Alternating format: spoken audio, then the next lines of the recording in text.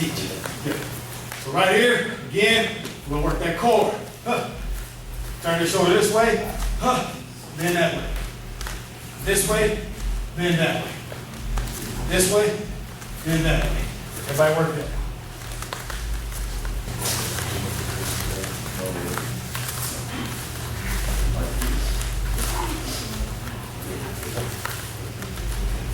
All right, the power for the hook doesn't come from my arm.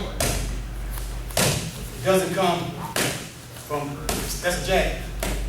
It comes, ready?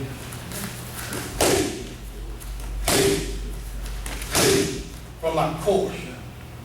So this is just a tool sitting here like this. This is what's happening.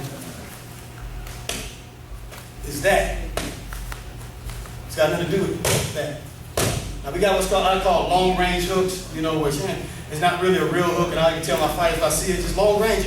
Then we call it slop. I say slop long range. We'll hold it up, and then they'll do something like that, just to throw the guy off guard or something, or catch it because he's making a big mistake. But the real hook is right here. That's all my core. Instead of knocking her arm way over there, let's go. That's my core behind that. She's fighting against all of this. Okay? And you can hold your hand this way, however you want to. Me, I tell everybody it changes. When I throw it slow in the air, it looks like this. But if you see me throwing it fast, catch it on camera, it's kind of at a slight angle. That's what I was going to ask you. I know you did this. Yeah, you can check. You got to find it yourself. Yeah. And we don't. I don't hook off the rear hand. Okay, because I always try to teach you techniques that's going to work best against somebody in case you run into the best fighter in the world, and they'll see a hook off the rear hand. You never see a fighter get hit with a hook. Now we do like, you know, hook like that. She'll be able to see that a mile away coming and counter it real fast and easy. Average everyday Joe, maybe not.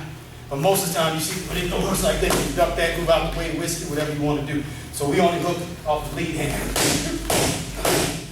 That's the only hand we use, that lead hand right there. Okay? All right, everybody in there. Flow, hands still up protected, and then shoot. And that's where you stand. Look like that. Put your hand up, protect yourself. And then go back on.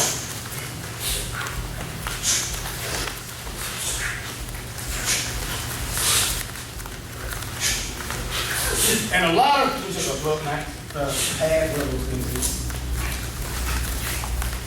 Remember I told you, a lot of people do things differently. Doesn't necessarily mean right or wrong. One thing I was taught, and even through my career of fighting and as a teacher,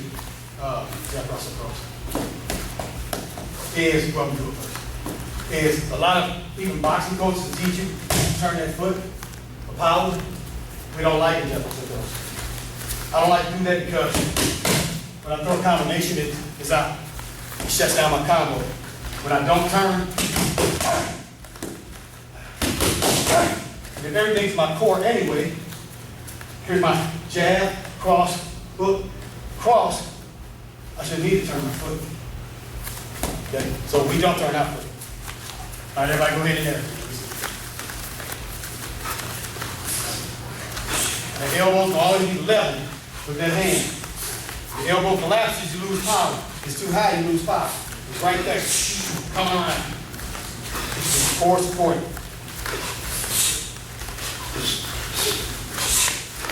All right, grab it back.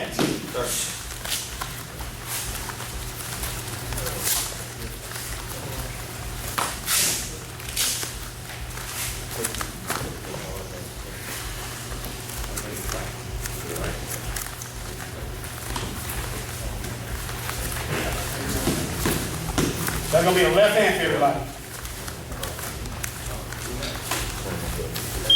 Now when you hold the pads, now this is something that's really important too. Okay. Keep it away from your face, not too far out. Okay, and it's going to be like if it's not straight, it's at a slight angle that way. Very slight angle. So you always want your partner's glove to hit flat. Whenever they hit correct, you'll hear that pop. Like you hear that when I was hitting, pow, you hear that explosion. If you hear the thud, that means you're not meeting up correctly. And most of the time it can be the pad holder that you're holding too flat or too straight. So yeah, you're not going to be right there like a knife hand. It's going to be a slight angle for. Okay? Now I'm going to go. That's why it's not working.